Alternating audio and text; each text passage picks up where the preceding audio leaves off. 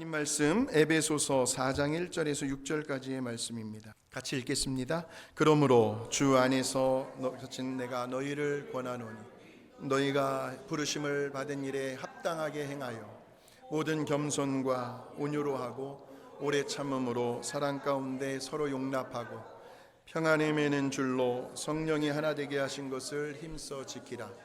몸이 하나요 성령도 한 분이시니 이와 같이 너희가 부르심의 한 소망 안에서 부르심을 받았느니라.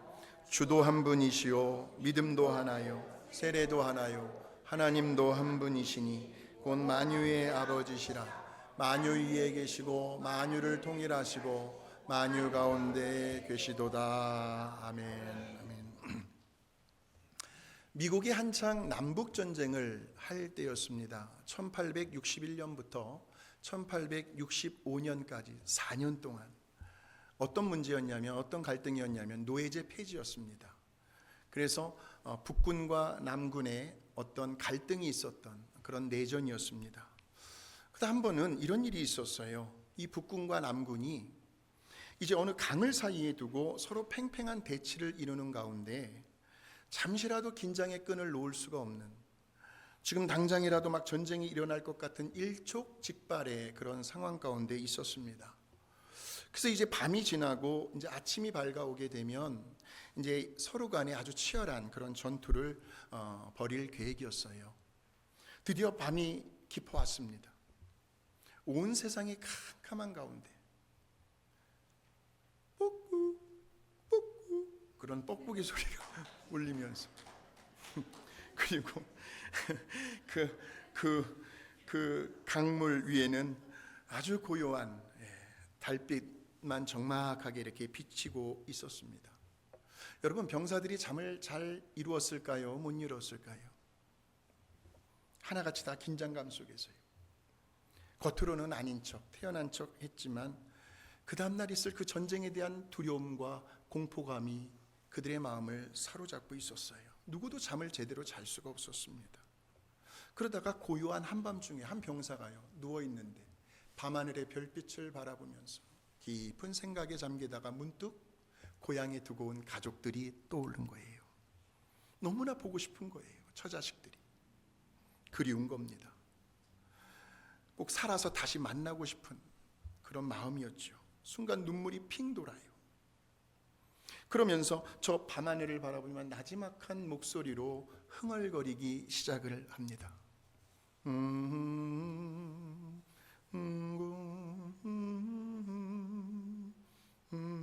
날 오라여도 내 곳은 작은 집 내 집은이리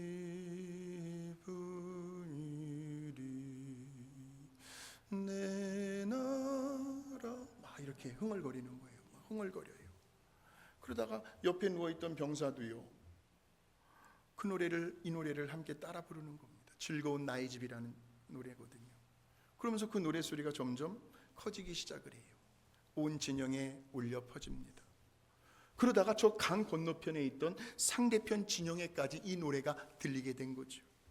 조금 지나니까요, 그 적막이 흐르고 있던 고요한 한밤중에 북군과 남군 할 것 없이 모든 병사들이 이제는 저 노래를, 가족들을 그리워하면서 합창을 합니다.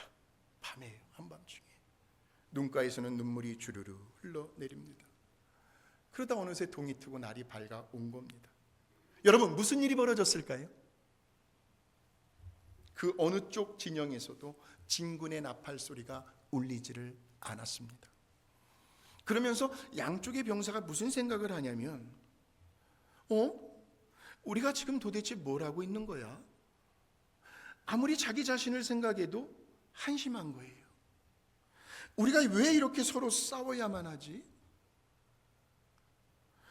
우리는 같은 동족인데, 미국이라는 그 한 울타리 안에서 우리는 한 동포의 핏줄을 지닌 형제들인데 우리가 지금 뭐 하는 거야? 하는 깨달음이 온 거예요. 그래서 결국 그날 전쟁은 일어나지를 않습니다. 그 누구도 피를 흘리거나 죽음을 보지 않게 됩니다. 자, 그런데 오늘 사도 바울은 이런 말씀을 합니다. 시작. 우리의 씨름은 혈과 육을 상대하는 것이 아니오 권세들과 이 어둠의 세상 주관자들과 하늘에 있는 악의 영들을 상대함이라 라는 거예요. 우리의 씨름은, 우리의 싸움은, 우리의 전쟁은, 우리들이요 지금까지 겪어오시면서 수많은 인간관계 속에서 생겨나는 그 모든 감정, 그 모든 갈등, 그 모든 싸움은요 사실은요 그 상대방과의 싸움이 아니잖아요. 그죠? 그 상대방과의 싸움이 아니라 그 사람의 배후에서 그 사람을 조종하고 있는, 어떻게 해서든 그 사람을 악한 방향으로 자꾸 이끌어 가려고 하는, 누가요? 여기 보니까 어둠의 세상 주관자들, 하늘에 있는 악의 영들, 즉 사탄, 마귀, 귀신의 영들과의 싸움이라는 것입니다. 싸움이라는 거예요. 그래서 사도 바울은요 그 당시에 로마 군인들의 그 무장한 모습을 묘사하면서 이러한 마귀를 대적하기 위해서는 뭘 입으라고 말하냐면, 시작. 마귀의 관계를 능히 대적하기 위하여 하나님의 전신갑주를 입으라 라는 거예요. 그 사람의 죄는 미워해도 사람만큼은 미워하지 말라는 말이 있잖아요. 우리끼리는 서로 대적을 하거나 싸워서는 안 된다는 거예요. 한번 인사하시겠습니다. 우리 서로 사이좋게 지냅시다. 우리 서로 사이좋게 지냅시다. 서로 사이좋게 지내셔야 돼요. 왜냐하면 저와 여러분은 누구니까요? 예수 그리스도라고 하는 그 한 울타리 안에서요. 다시 말하면 십자가에서 우리의 죄값을 대신하여 흘려주신 그 예수 그리스도의 보배로운 피로 인하여 그 피를 나눈 우리는 한 형제 자매이기 때문에 그래요. 그래서 우리 교회는요 매월 첫째 주일에 성찬식을 합니다. 그 성찬식 때에 우리 주님의 그 거룩한 살과 피를 상징하는 떡과 잔을 먹고 마심으로 인해서 예수 그리스도 안에서 한 형제 자매임을 우리는 확인하고 있습니다. 그러니까 저와 여러분을요, 시작. 누가 능히 하나님께서 택하신 자들을 고발하리요? 의롭다 하신 이는 하나님이시니 누가 정죄하리요? 죽으실 뿐 아니라 다시 살아나신 이는 그리스도 예수시니 그는 하나님 우편에 앉은 자요 우리를 위하여 간구하시는 자시니라. 누가 우리를 그리스도의 사랑에서 끊으리요? 환난이나 곤고나 박해나 기근이나 적신이나 위험이나 칼이랴. 계속해서요, 내가 확신하노니 사망이나 생명이나 전사들이나 권세자들이나 현재일이나 장래일이나 능력이나 높음이나 기쁨이나 다른 어떤 피조물이라도 우리를 우리 주 그리스도 예수 안에 있는 하나님의 사랑에서 끊을 수 없으리라. 그래서 하나님께서 단정해 주셨는데 누가 감히 우리를, 우리는 예수 안에서 하나가 된 사람인 줄로 믿습니다. 이런 사람들을 가리켜 성경은 하나님의 권속, 하나님의 가족이라고 말을 합니다. 그래서 오늘 본문의 말씀에도 보면 사도 바울이요 뭐라고 권면을 하냐면 하나가 되어라, 하나가 되십시오라고 말하지 않아요.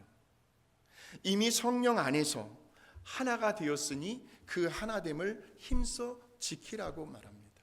이미 우리는 성령 안에서 하나가 되었대요. 하나가 되었대요. 그러니까 우리 모두가 이렇게 함께 평안해야 되거든요. 어떤 공동체 생활을 하든 마음이 평안해야 합니다. 그 아름다운 사랑의 교제를 나누면서 서로가 하나됨을 지켜야 할 책임이 누구에게 있다는 거예요? 저와 여러분 자신에게 있다라는 거죠. 왜? 성령님은 이미 하나 되게 해 주셨으니까.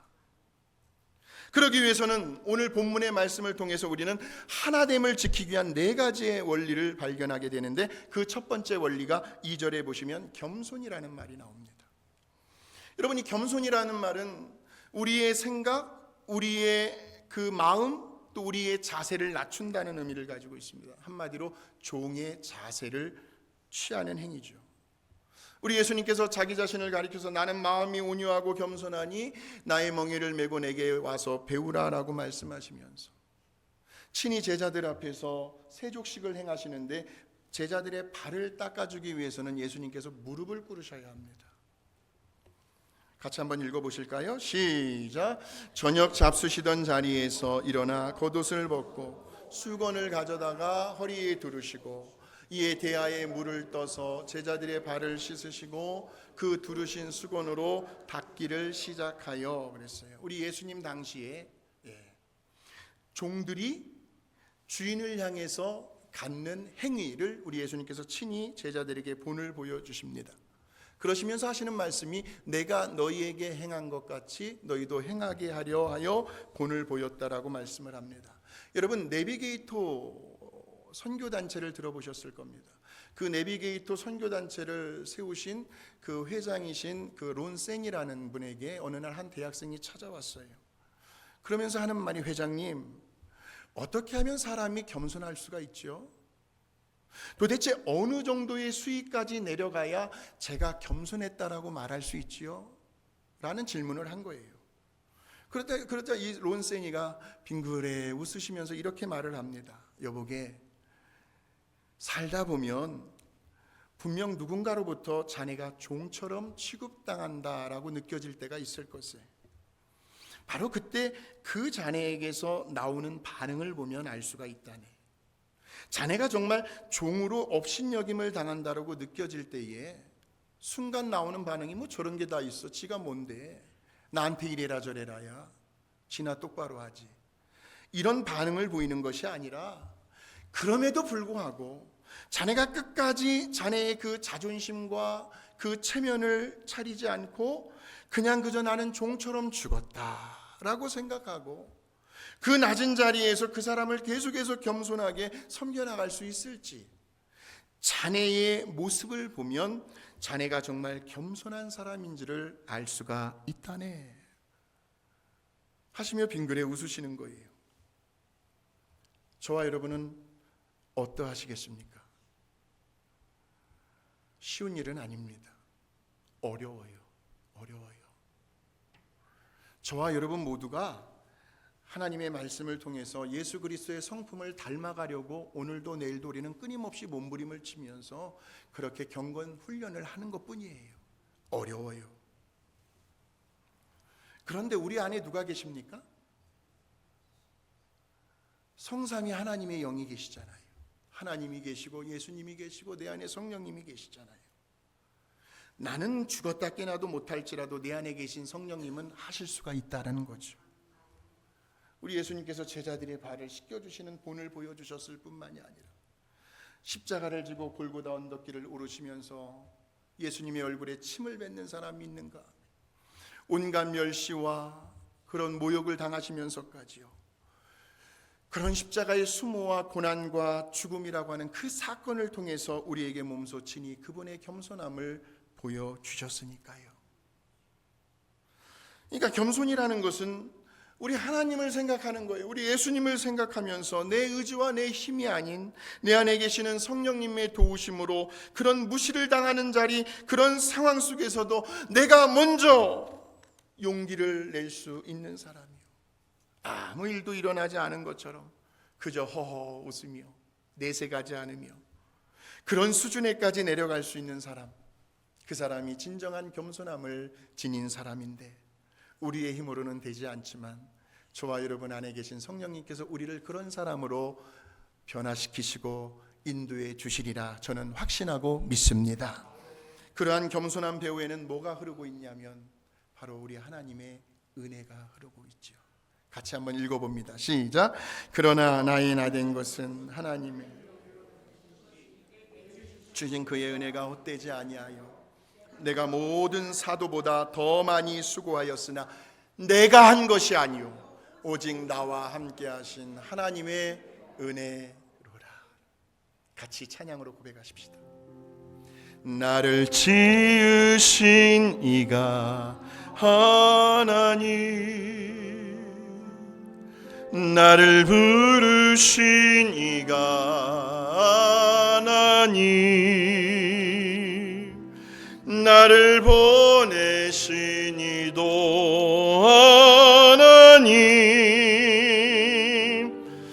나의 나된 것은 다 하나님 은혜라. 나의 달려갈 길 다가도록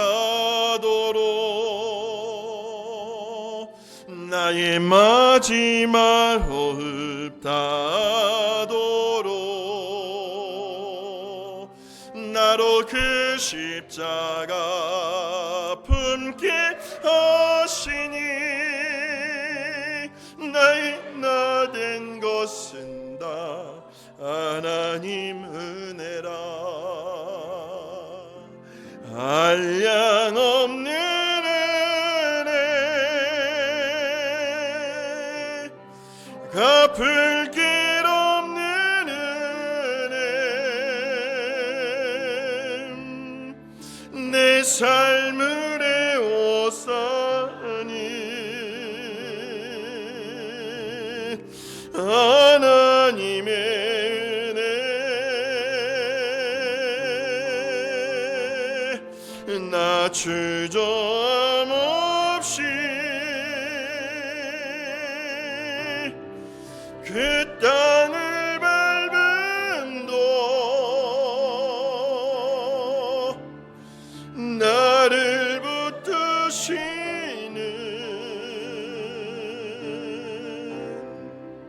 하나님의.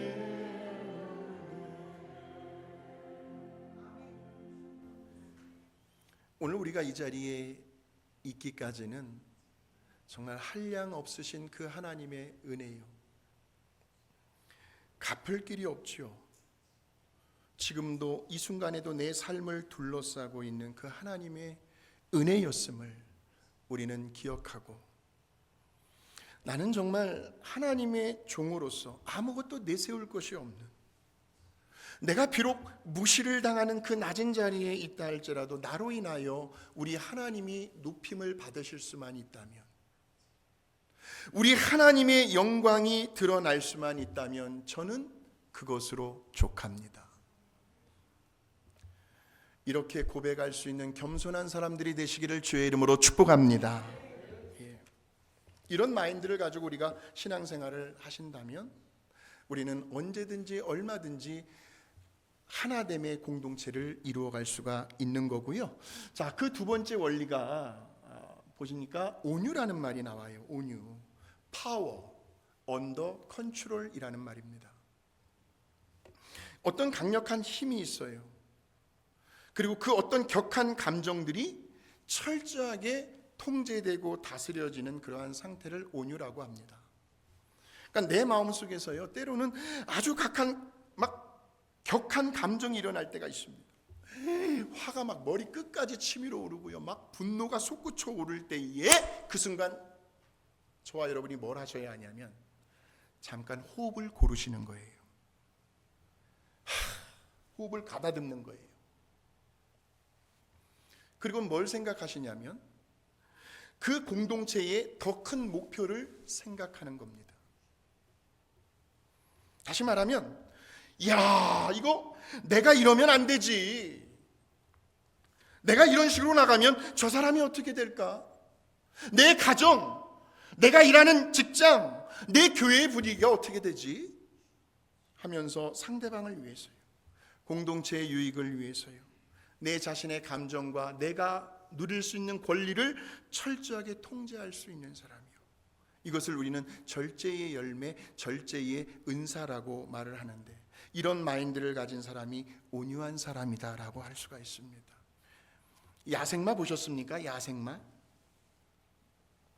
잘 길들여지지 않은 야생마예요. 말을 키워보신 분들은요, 그 말의 그 뒷발로요, 이 배라든지 여기에 급소를 한 대 맞게 되면 내장이 파열되고 그 자리에서 즉사할 수가 있습니다. 야생마가 그렇게 무서워요. 근데 그 야생마를 잘 길들여진 야생마를 준마라고 이야기를 합니다. 준마. 그러니까 그렇게 사나웠던 말이요, 주인으로부터 아주 철저하게 훈련을 받고 난 뒤부터는 온순해지는 거예요. 온유해지는 거예요. 근데 이 야생마는 결코 자기의 힘을 잃어버리지 않았거든요. 여전히 자기가 가지고 있는 그 파워가 있어요. 그 힘을 주인의 통제하에서 적절하게 숨기고 있는 것뿐이죠. 다시 말하면 부드럽고 온순한 것 같아 보이지만 그러나 절대로 약하지 않다는 거죠. 순수하고 어리석고 바보 같아 보이지만 그러나 그 안에 지혜로움이 있습니다. 겉으로는 지는 것 같아 보이지만 그러나 그 속에는 충분히 싸워 이길 만한 힘이 있다라는 거죠. 그래서 그렇게 잘 길들여진 야생마는 언제나 주인에게 기쁨을 가져다 줍니다. 하나님의 영광을 위해서라면, 하나님이 원하시고 하나님이 기뻐하시는 일이라고 한다면, 네, 저는 부족합니다. 저는 연약합니다. 그러나 하나님께서 원하시는 일이라고 한다면 한번 그렇게 순종해 보겠습니다. 하나님께서 하라 하셨으니, 하나님께서 저에게 이런 귀한 사명을 맡겨주셨으니 책임져 주시는 분도 하나님이지 않겠습니까? 이야, 그러니까 철저히 자기 자신을 주인이 되시는 하나님 앞에서 통제할 줄 알고 절제할 줄 알고 주인의 말에 순종을 합니다. 마치 사도 바울의 고백처럼 나는 날마다 죽노라, 자기 자신을 십자가에 매일 못을 박았던 그 사도 바울의 고백입니다. 시작.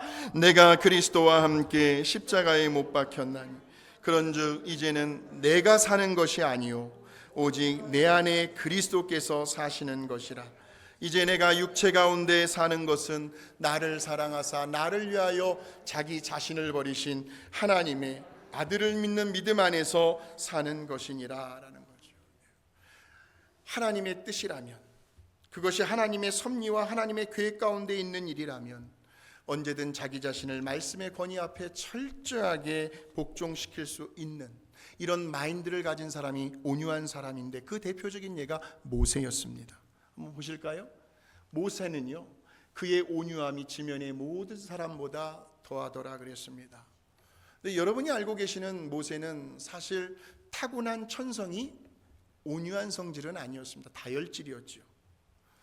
자신의 동족을 저 애굽 사람이 괴롭힌다고 해가지고요, 그 꼴을 참아보지 못하고 순간 욱하는 성질에 그 애굽 사람을 돌로 쳐 죽여서 아무도 모르는 줄 알고 모래 속에 파묻었던 장본인이 모세였습니다. 그랬던 그가 미디안 광야에서 몇 년 동안요, 40년 동안 아주 철저하게 하나님께로부터 훈련을 받게 되죠. 그러면서 그는 온유한 사람으로 변화가 돼요. 온유한 사람으로. 그 증거가 모세에게 하루는 어떤 일이 있었느냐면, 이 모세가 이방 여자인 구스 사람이라는 여자를 아내로 삼습니다. 그런데 그것을 누가 봤냐면은 모세의 형과 누나 아론과 미리암이 보게 된 거예요. 그러면서 모세를 얼마나 책망하고 비난하는지, 너 모세 잘못한 거야. 다른 때 같았으면요, 모세도 가만히 있질 않죠. 아무리 형과 누나라고는 하지만 자기도 들이받았을 겁니다. 내 인생 형과 누나가 살아줄 거냐고, 왜 그렇게 참견하냐고. 그런데 모세의 반응하는 태도는 완전히 달라집니다. 바로 그럴 때에 누가 개입을 하는 줄 아십니까? 형과 대적을 모세가 대적하지 않으니까 그때 하나님께서 그 모세의 누나인 미리암에게 무슨 병을 내리셔요? 문둥병을 내리십니다.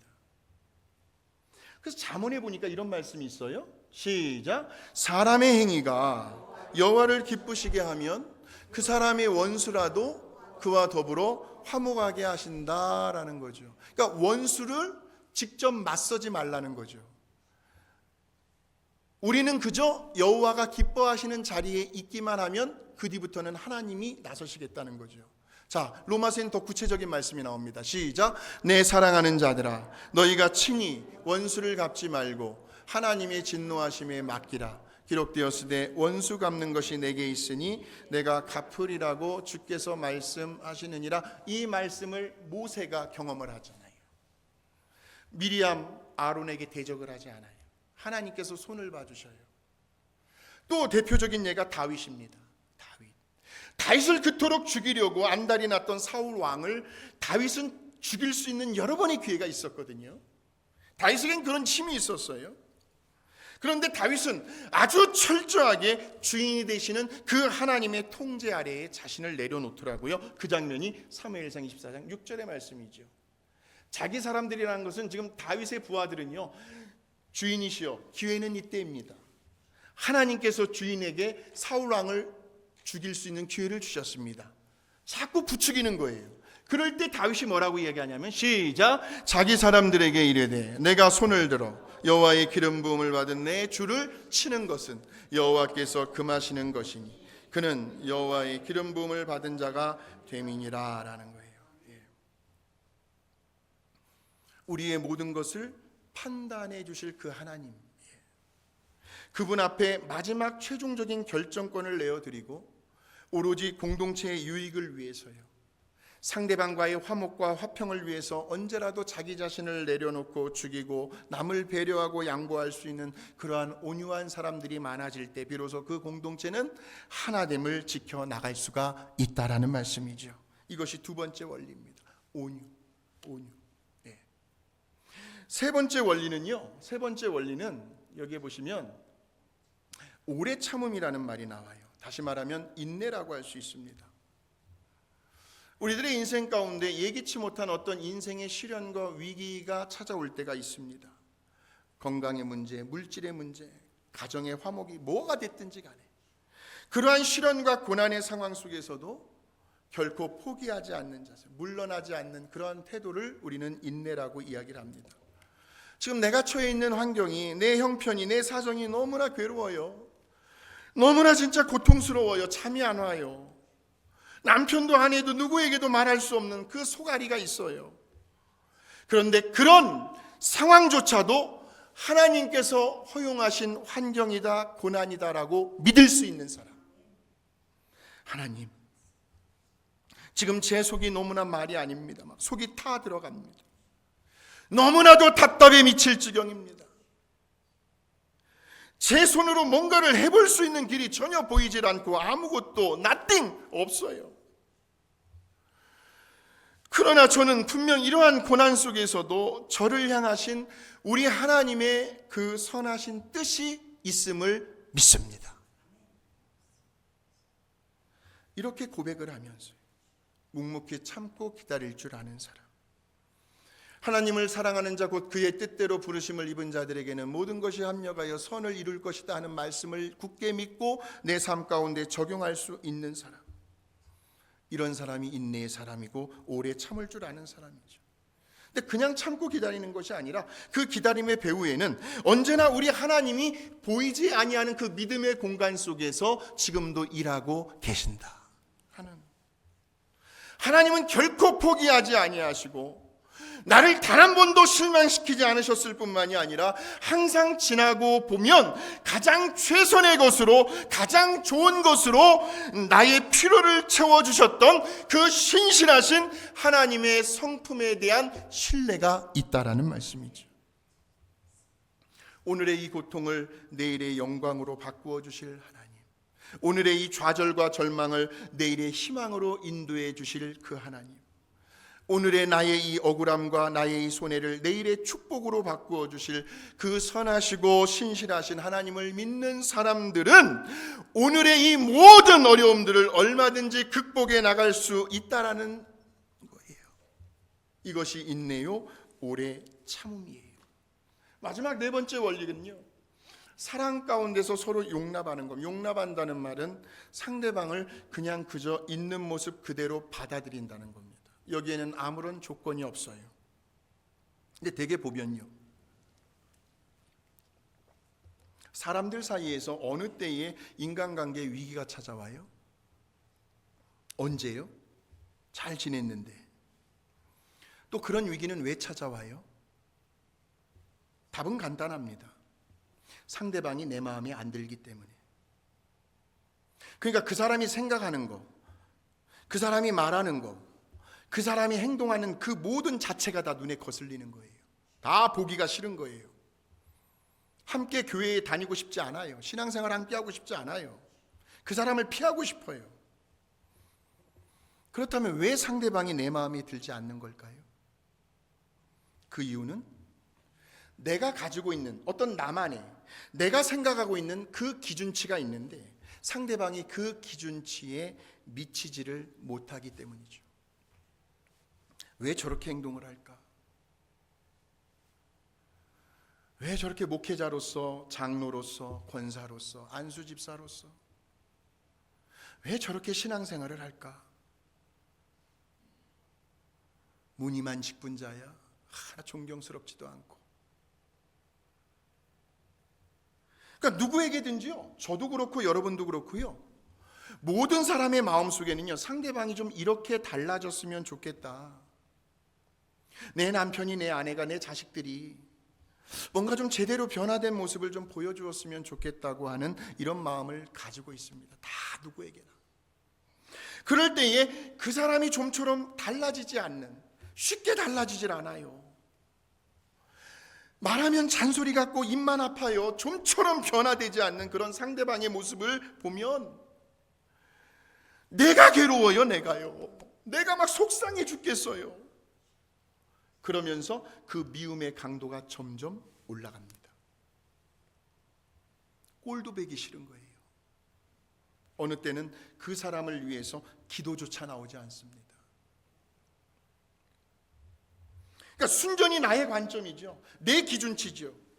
그걸로 상대방을 평가하게 되고, 상대방을 비판하게 되고, 상대방을 험담하게 되고, 심지어는 그 사람 앞에서 대놓고 말하게, 그러니까 빙 돌려가지고 누가 뭐뭐 하였더라, 제3자를 끌어들이고 그걸 고스란히 가지고 가서 이간질하게 하고, 그 사람의 그 가슴에 비수를 꽂는 절대로 쉽게 잊혀지지 않는 상처의 말을 할 때가 있더라는 겁니다. 그런데 정작 본인은 몰라요. 자기가 뭘 잘못했는지도 몰라요. 내가 그랬어 정말? 그러면서 신세한 탓만 합니다. 밤낮 남 탓을 하는 거예요. 이렇게 되면 우리는 절대로 하나됨의 공동체를 이루어갈 수가 없습니다. 하나됨을 이루어가기 위해서는 우리는 서로를 그냥 있는 모습 그대로를 용납해 주어야 하는데, 이 앞에 보니까 사랑 가운데서라는 말이 붙어요. 성경에서 말하는 사랑의 의미는 언제나 상대방의 유익을 추구하는 거죠. 그러기 위해서는 상대방의 입장에서 언더스탠딩, 서 보는 거예요. 밑에서 상대방의 자리에서 서 보는 겁니다. 왜 사람이 저렇게까지밖에 행동할 수 없었을까? 자꾸 그 사람의 입장에서 자꾸 뭔가를 생각해 보려고 하다 보면 그것이 이해하게 될 때가 와요. 이해하게 될 때가. 그러면서 한편으로는요, 내가 어떻게 하면 저 사람을 도와줄 수 있을까? 여기까지 생각이 미치게 된다는 거예요. 우리가 하는 게 아니고요, 우리 안에 계신 성령님께서 그렇게 하실 거라는 거예요. 이런 마인드를 가지고 있을 때 우리는 비로소 사랑 가운데서 서로를 용납할 수 있을 뿐만이 아니라 하나됨의 공동체를 이루어갈 수가 있다라는 말씀입니다. 이제 말씀을 정리하겠습니다. 오늘 저와 여러분이 주시는 이 말씀처럼요, 주시는 이 말씀처럼 먼저 여기 서 있는 제 자신부터요, 겸손함과 온유함과 오래 참음과 또 사랑 가운데서 서로 용납하는 그런 삶의 자세를 끊임없이 추구하며 몸부림치며 노력하며 나갈 때, 그때 저와 여러분에게서 누가 생각이 날까요? 누가 생각이 날까요? 우리 예수님이 생각이 나게 된다라는 말씀이죠. 예수님이. 우리 예수님은 겸손하셨어요. 우리 예수님은 온유하셨습니다. 우리 예수님은 오래 참으셨고요. 무엇보다도 중요한 것은 많이 부족한데, 너무나도 많이 연약한데, 그런 저와 여러분을 우리 예수님께서 있는 모습 그대로 받아주셨다라는 거죠. 그런 예수님을 본받으심으로 인하여 내 안에 계신 성령님의 능력으로 이 아름다운 공동체, 우리 빅토밸리 감사 한인교회를 하나됨으로 섬겨나가는 저와 여러분이 되시기를 주님의 이름으로 축원합니다. 거룩하신 하나님 아버지, 감사합니다. 오늘도 생명의 말씀을 받았습니다. 주님, 이 말씀대로 우리가 그렇게 살아가게 하여 주시옵소서. 하나님 앞에 인정받고 이제 살 날이 얼마 남지 않았을 텐데, 젊다고 자부할 수 없는 우리의 인생의 삶인데, 오늘 주신 말씀대로 우리가 늘 겸손하게 하시고 우리가 늘 온유하게 하여 주시며 오래 참을 수 있게 하여 주시고 서로 사랑 가운데 있는 모습 그대로를 용납해 줄 수 있는, 그래서 아름다운 공동체를 이루어갈 수 있는, 하나됨을 힘써 지켜갈 수 있는 우리 빅토밸리 감사한인교회로 이 지역사회에 우뚝 설 수 있도록 우리를 사용하여 주시옵소서. 예수님의 이름으로 감사하고 기도하옵나이다. 아멘.